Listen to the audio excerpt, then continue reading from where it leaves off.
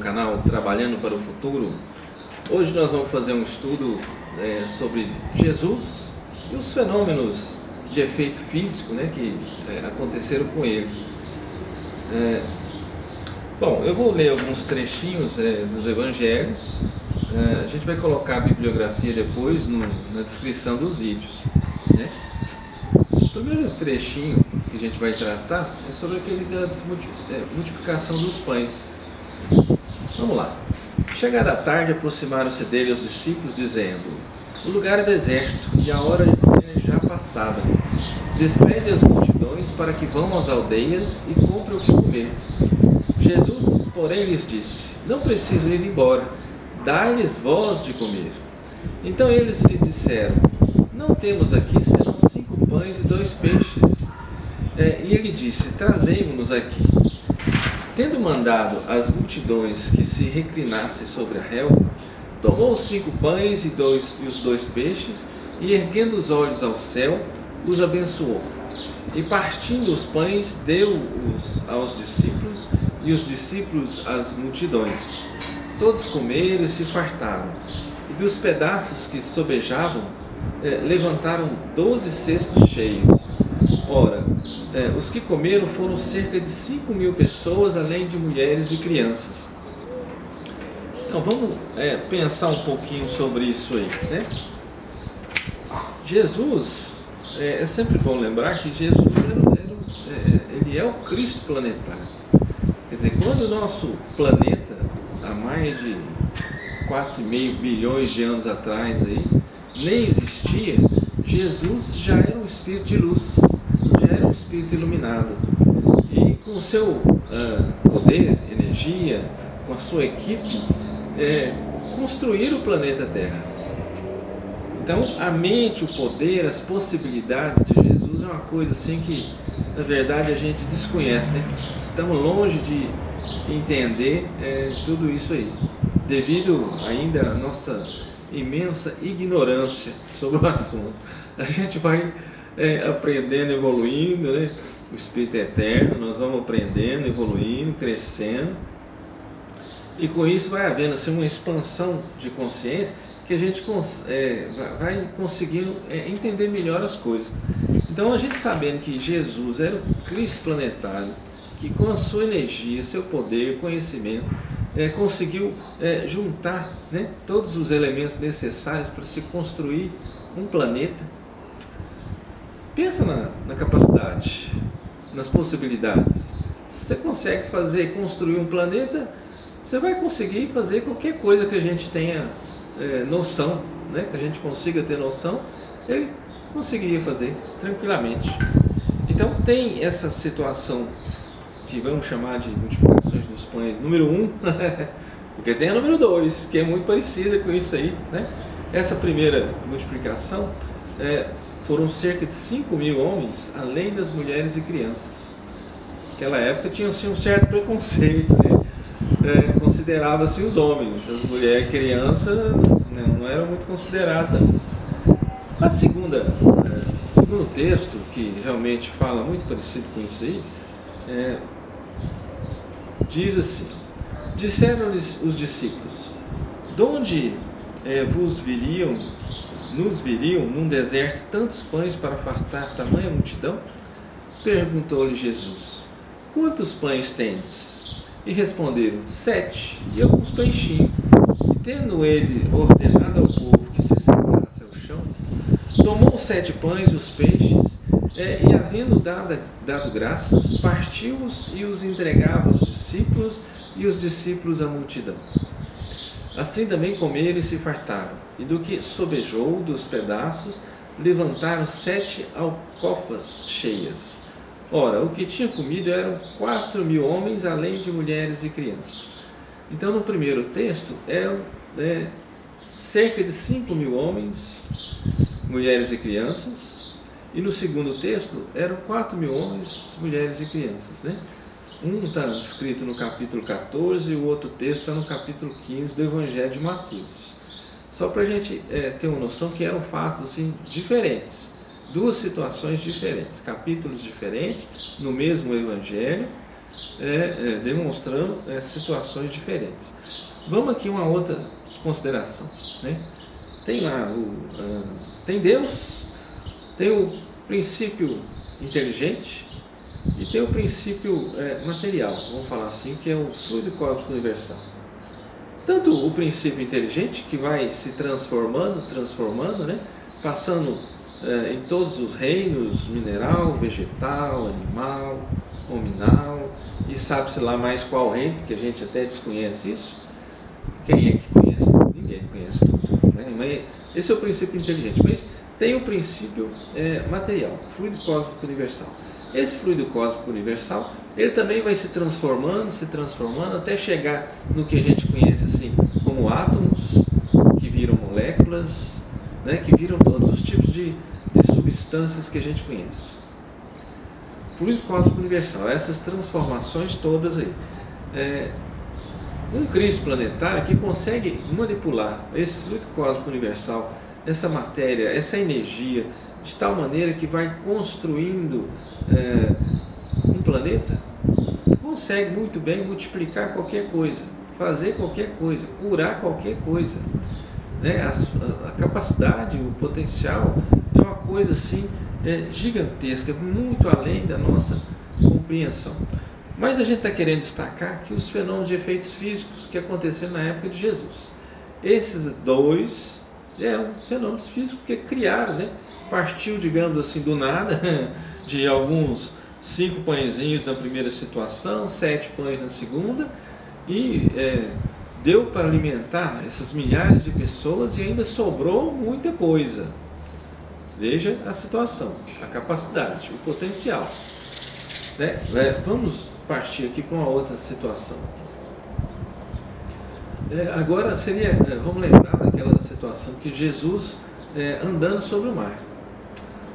A quarta vigília da noite foi Jesus ter com eles, andando sobre o mar. Os discípulos, porém, ao vê-lo andando sobre o mar, assustaram-se e disseram: é um fantasma? E gritaram de medo.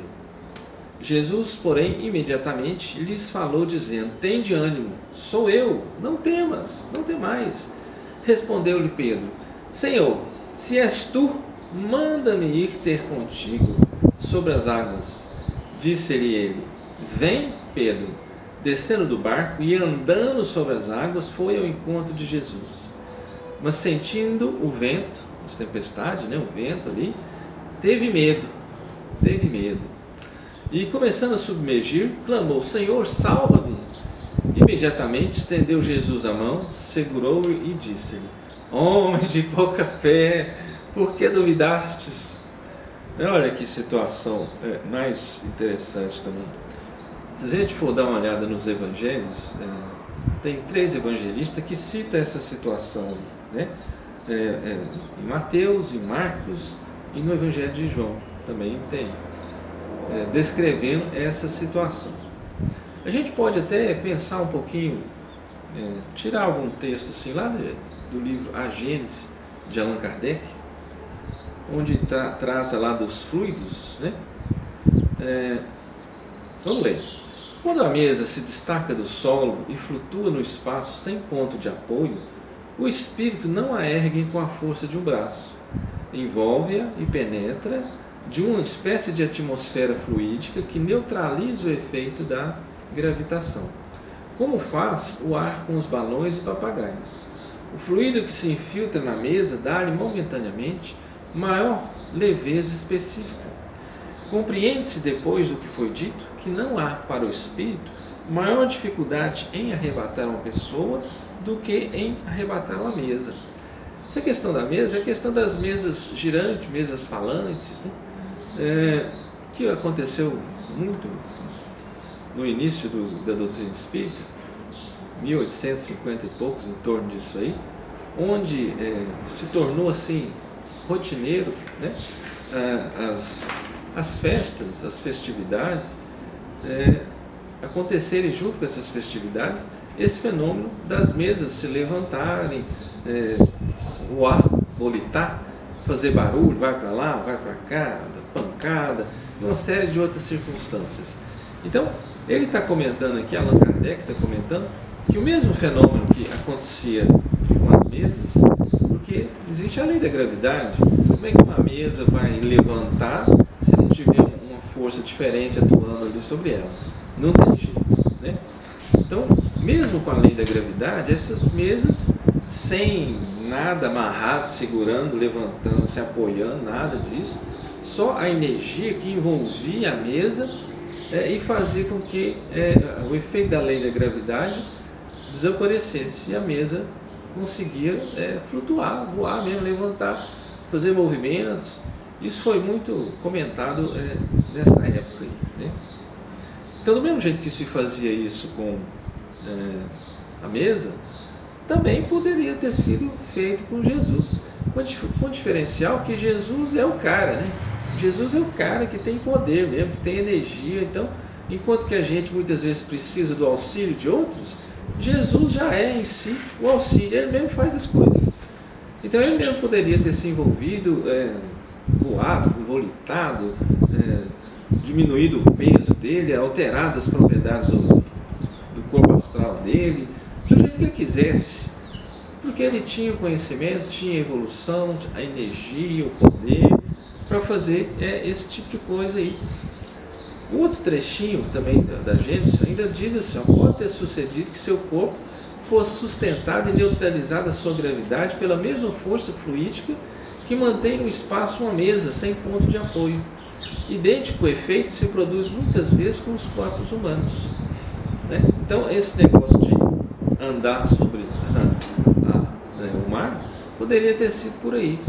Mas se a gente for pegar aquele outro trechinho lá, sentindo o vento, Pedro, sentindo o vento, teve o medo, né? Então, com o mesmo potencial que Jesus fez isso tudo, ele também, com certeza, pode acalmar os ventos, as tempestades, controlar todos os elementos materiais e espirituais de um planeta que ele ajudou a construir, ele construiu junto com a equipe dele, né? Então, nada por aqui é novidade para ele, né? As possibilidades realmente assim são gigantescas.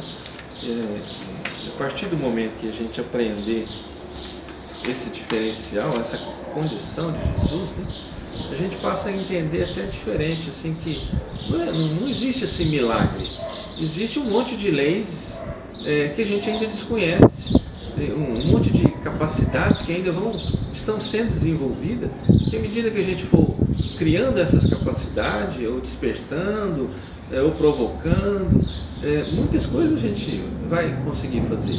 Jesus ainda dizia assim: vós sois deuses, né? Podeis fazer o que eu faço e muito mais do que eu faço. Quer dizer, se ele teve condição de fazer isso, claro que Jesus assim está muito na nossa frente, né? Espiritualmente falando, está uma coisa assim, como se fosse do animal para o ser humano, o ser humano para Jesus. Então tem muitas coisas ainda que a gente desconhece, mas já dá para a gente perceber o poder, a capacidade que Jesus tem. Perceber assim timidamente. Bom, vamos outro trecho lá. Vamos chamar de as bodas de Caná da Galileia. 3 dias depois houve um casamento em Caná da Galileia e estava ali a mãe de Jesus. E foi também convidado Jesus com seus discípulos para o casamento. E tendo acabado o vinho, a mãe de Jesus lhe disse: eles não têm vinho. Respondeu-lhe Jesus: mulher, que tenho eu contigo? Ainda não é chegada a minha hora. Disse então sua mãe aos serventes: fazei tudo quanto ele vos disser. Ora, estavam ali postas 6 talhas de pedra para a purificação dos judeus. Em cada uma cabia 2 ou 3 metretas. Tem uma espécie de medida, né? Ordenou-lhe Jesus: enchei de água essas talhas. E encheram-nas até em cima. Então lhes disse: tirai agora e levai ao mestre-sala. E eles o fizeram. Quando o mestre-sala provou a água tornada em vinho, não sabendo de onde era, se bem que o sabiam os serventes que tinham tirado a água, chamou o mestre-sala ao noivo e lhe disse: todo homem põe primeiro o vinho bom, e quando já tem bebido bem, então o inferior. Mas tu guardaste até agora o vinho bom. Assim, deu Jesus início aos seus sinais em Caná da Galileia e manifestou a sua glória, e os seus discípulos creram nele. Então, vamos perceber aqui a situação de novo, né? Primeiro que naquela época era, assim, de certa forma, humilhante, ultrajante, acabar, né, o alimento, a bebida, numa festa, num casamento. Diferente de hoje, que muitas vezes a gente está nem aí para isso, né? Mas vamos lembrar que a questão da cultura, diferentes culturas e tempos também diferentes, né? Milênios, séculos atrás aí, lá em torno de 2000 anos, mais de 2000 anos que isso aconteceu. Então a situação era diferente, mas existia essa condição de o pessoal ver como se fosse uma questão de humilhação, né? Hoje seria muito diferente, mas interferiu Maria e pediu para Jesus auxiliar, para não deixar o pessoal passar por essa humilhação.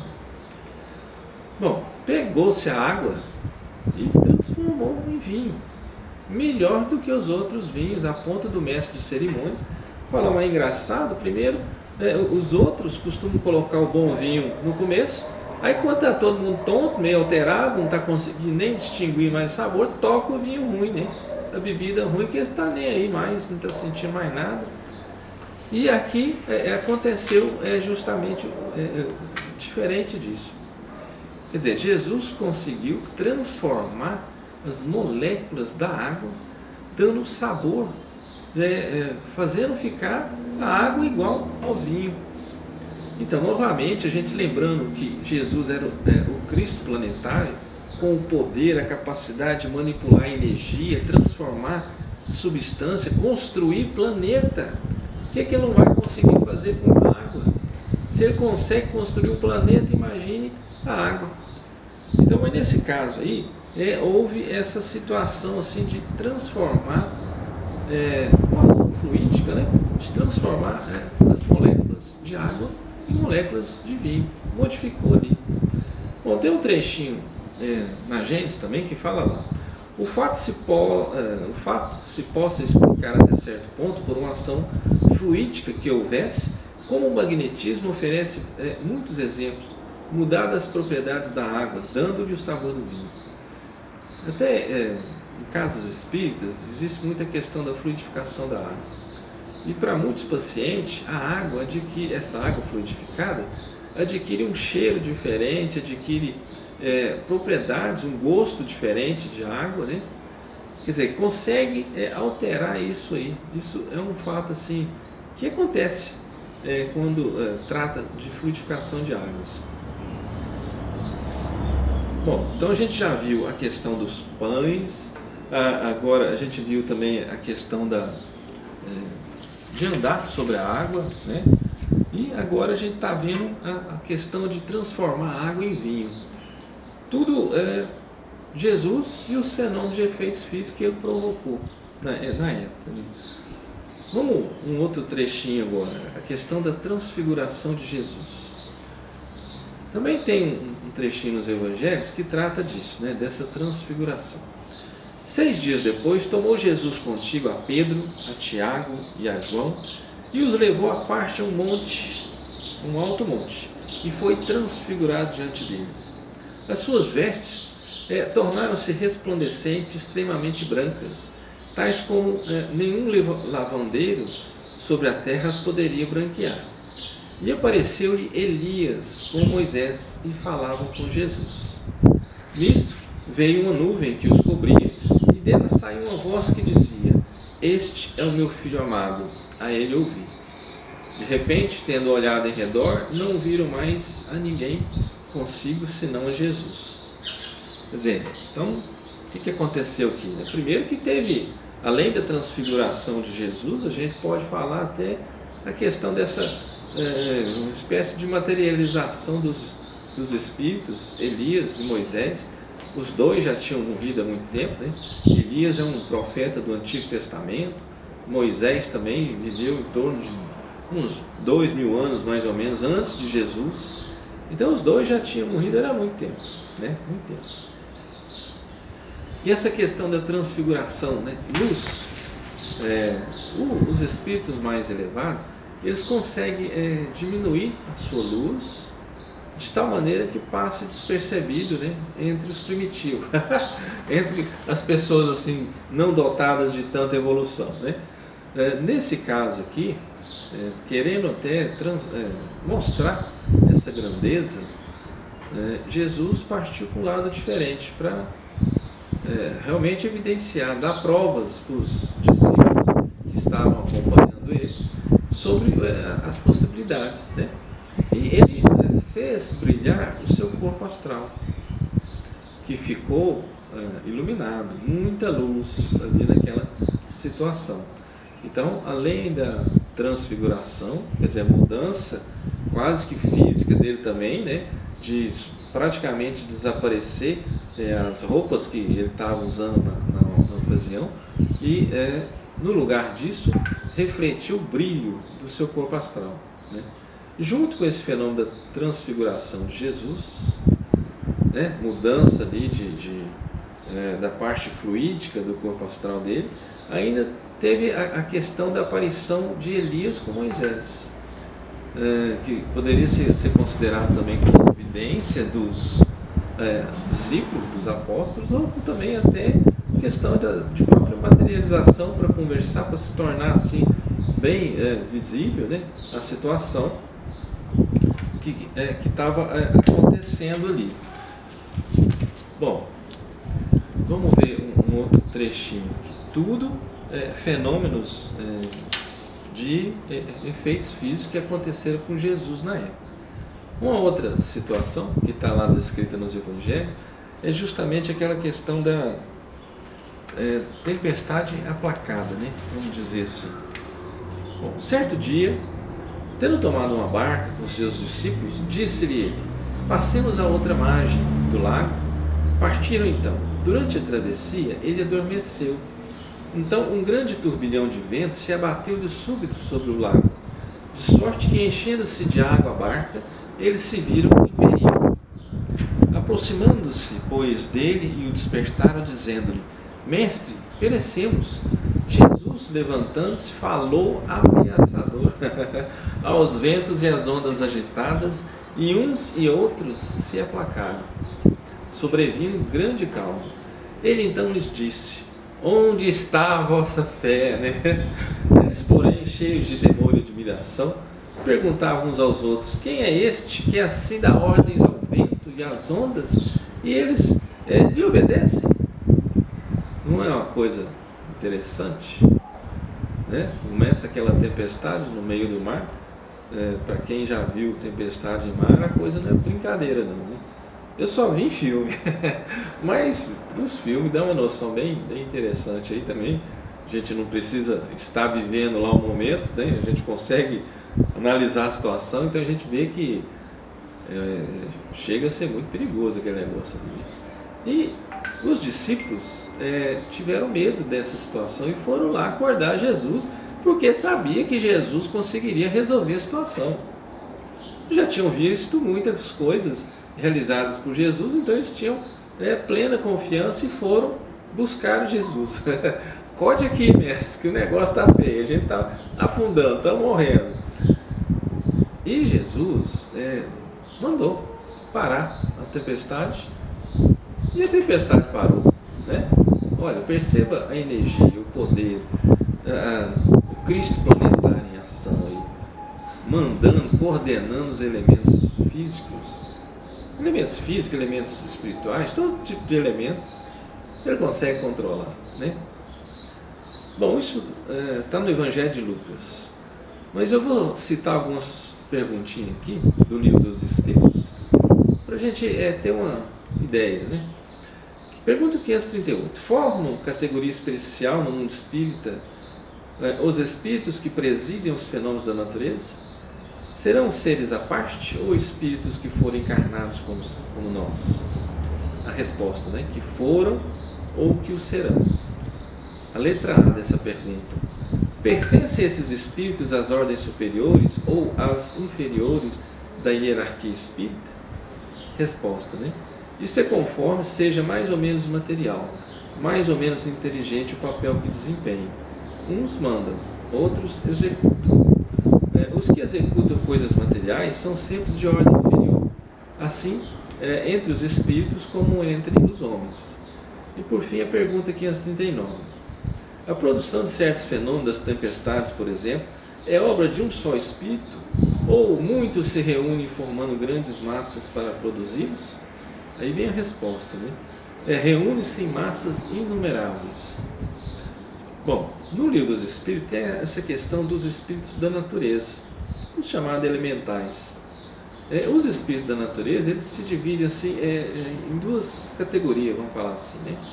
Os que coordenam, que são espíritos mais evoluídos, que até já não precisam reencarnar mais, e os que coordenam e os que executam, né? Esses que executam, muitas vezes até entre os próprios elementais, né, que agem, atuam sobre a natureza, provocando fenômenos físicos, fenômenos da natureza. Quer dizer, Jesus poderia muito bem ter falado para esses espíritos: calma aí, gente. Ou ele mesmo, pela sua capacidade, pelo seu poder, sua energia, ter simplesmente manipulado os fluidos, o clima, soprado as nuvens para longe, ter feito qualquer coisa, né? Porque ele podia, ele tinha o poder para fazer qualquer coisa, né? Então, outro fenômeno físico, efeito de fenômeno físico, né? Multiplicação dos pães, Jesus andando sobre o mar, as bodas de Caná da Galileia lá transformando água em vinho, a transfiguração de Jesus, a tempestade aplacada aqui nesse caso. E vamos um último trechinho. Existem outros, né? Mas a gente está tratando desses. A última situação tem também lá no Evangelho de Lucas, diz assim: todos os que estavam na sinagoga, ao ouvirem essas coisas, ficaram cheios de ira e, levantando-se, expulsaram-no da cidade, expulsaram Jesus, né? E o levaram até o despenhadeiro do monte, em que a sua cidade estava edificada, para dali o precipitarem. Ele, porém, passando por meio deles, seguiu o seu caminho. Percebe a energia, a capacidade? Os caras praticamente estavam empurrando, né, levando Jesus preso, forçando ele para poder jogar ele de um penhasco, para matar ele. E Jesus simplesmente passa no meio deles. Como é que ele passa no meio de uma multidão que está querendo? Como é que a gente passaria no meio de uma multidão que está querendo pegar a gente? Se tornando meio que, passando no meio deles, se tornando meio que invisível, né? Quer dizer, Jesus, uma das possibilidades é que ele modificou seu corpo astral e simplesmente melhorou a frequência e se tornou invisível aos olhos daquelas pessoas que estavam ali. A gente vê citações semelhantes muito nos livros espíritas, né, que um espírito superior, ele se deixa ver pelo inferior, assim, se ele quiser. O espírito inferior vai conseguir ver um superior se o superior quiser. Se ele não quiser, ele vai aumentar a frequência dele e vai se tornar invisível ao espírito inferior. Quer dizer, muito provavelmente foi um recurso desse que Jesus utilizou. Vamos fazer mais um trechinho. A gente vamos chamar daquela tempestade aplacada, né? Então vamos citar o trechinho, ó. Certo dia, tendo tomado uma barca com seus discípulos, disse-lhes ele: passemos à outra margem do lago. Partiram então. Durante a travessia, ele adormeceu. Então, um grande turbilhão de vento se abateu de súbito sobre o lago, de sorte que, enchendo-se de água a barca, ele se viu em perigo. Aproximaram-se dele e o despertaram, dizendo-lhe: mestre, pereceremos. Jesus, levantando-se, falou ameaçador aos ventos e às ondas agitadas, e uns e outras se aplacaram, sobrevindo grande calma. Ele então lhes disse: onde está a vossa fé? Eles, porém, cheios de temor e admiração, perguntavam uns aos outros: quem é este que assim dá ordens ao vento e às ondas, e eles lhe obedecem? Isso está lá no Evangelho de Lucas, tá? lembrando aquela questão do Cristo planetário, né, que se ele tinha condições de coordenar, de criar o planeta Terra, e entre outros, imagina se ele não teria a energia, o poder, o conhecimento necessário para acalmar os ventos, as águas, né?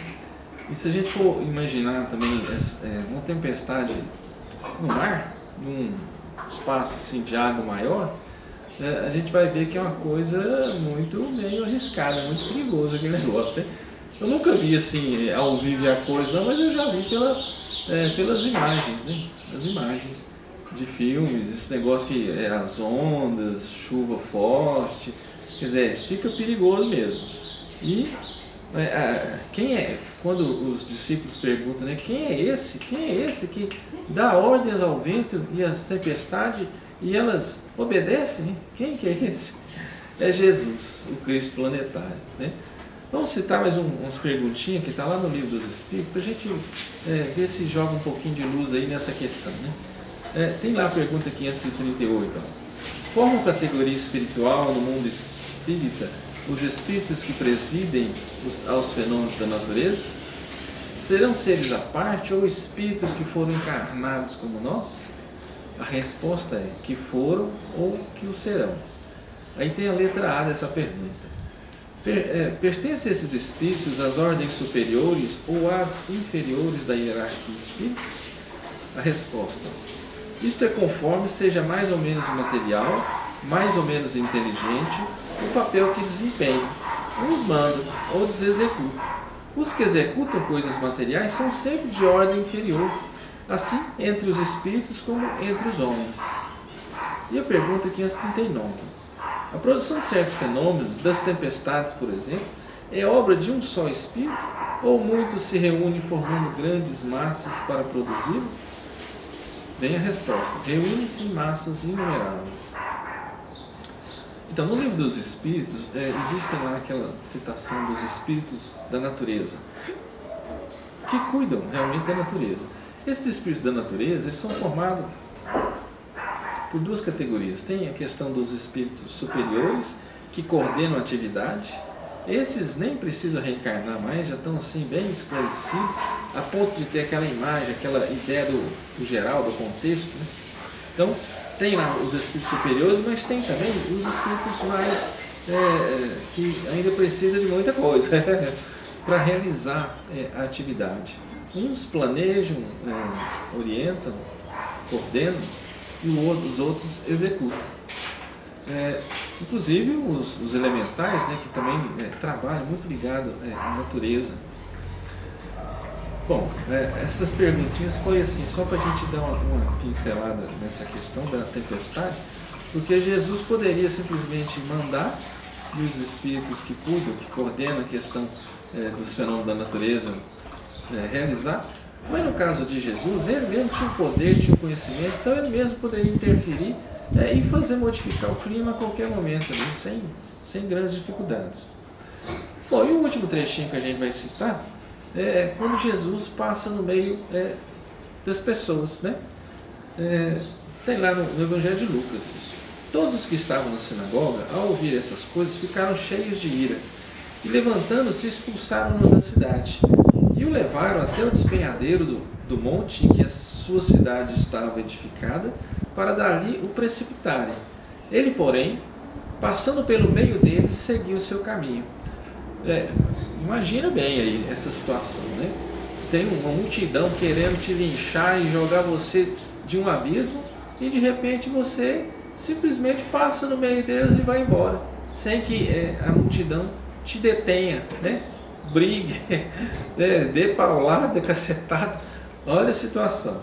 Jesus simplesmente, mesmo a multidão querendo jogar ele do precipício, passou entre eles. Essa situação a gente vê em alguns outros livros espíritas, quando relatam assim que tem os superiores, os espíritos superiores, e tem os espíritos inferiores. Os espíritos superiores, eles são vistos pelos inferiores só quando eles querem. Estão lá, no mesmo ambiente. Se de repente eles não querem mais ser vistos, eles simplesmente aumentam a frequência deles e os inferiores deixam de enxergar. Pode ter sido muito bem isso que aconteceu lá não era chegado o momento de passar pela crucificação, pela morte, ele ainda tinha tarefas a cumprir, então ele simplesmente aumentou a vibração do corpo astral dele e passou no meio do pessoal sem que ninguém o visse. Isso faz a gente pensar noutra situação, na hora da crucificação, dos tormentos que Jesus passou. Ele passou porque na verdade ele deixou passar, né? Porque com todo esse poder, energia, condição, conhecimento, se ele não quisesse passar por aquilo ali, ele simplesmente sumia no meio do povo, ou poderia paralisar todo mundo, como ele fez lá com Paulo de Tarso, na estrada de Damasco. Diversas situações ele poderia ter recorrido, né? Ter feito os exércitos do Senhor se materializar lá, os espíritos, e defender. Então ele poderia ter feito várias coisas. Se ele permitiu que isso acontecesse, é porque tinha um planejamento a longo prazo, porque ele via que esse exemplo poderia refletir na humanidade, auxiliar de certa forma a evolução da humanidade para chegar até onde a gente chegou aqui hoje, né? Então, no nosso canal tem aquele outro vídeo, Jesus e os Endemoniados, muito interessante também, que dá para a gente observar a grandeza de Jesus também, né? E nesse aqui a gente resolveu destacar Jesus e os fenômenos de efeitos físicos, que é a multiplicação dos pães e peixes, que é Jesus andando sobre o mar, que é Jesus transformando a água em vinho, a transfiguração de Jesus, né? A manifestação de Elias com Moisés, também a tempestade que foi aplacada, e por último Jesus passando no meio deles. Isso serve assim, para a gente dar uma pensada, analisar um pouco a grandeza, o poder, a energia de Jesus, né? Ajude a divulgar a mensagem desse canal, compartilhe com seus amigos e com quem gosta desse tipo de assunto. Se inscreva no canal, clique no sininho para receber as notificações. Toda quinta-feira será publicado um novo vídeo. Se una a nós e vamos juntos trabalhando para o futuro, auxiliando na divulgação do conhecimento espiritual, para de certa forma mesmo auxiliar nesse momento de transição que o nosso planeta está passando. Dê o seu like, assista os outros vídeos do nosso canal.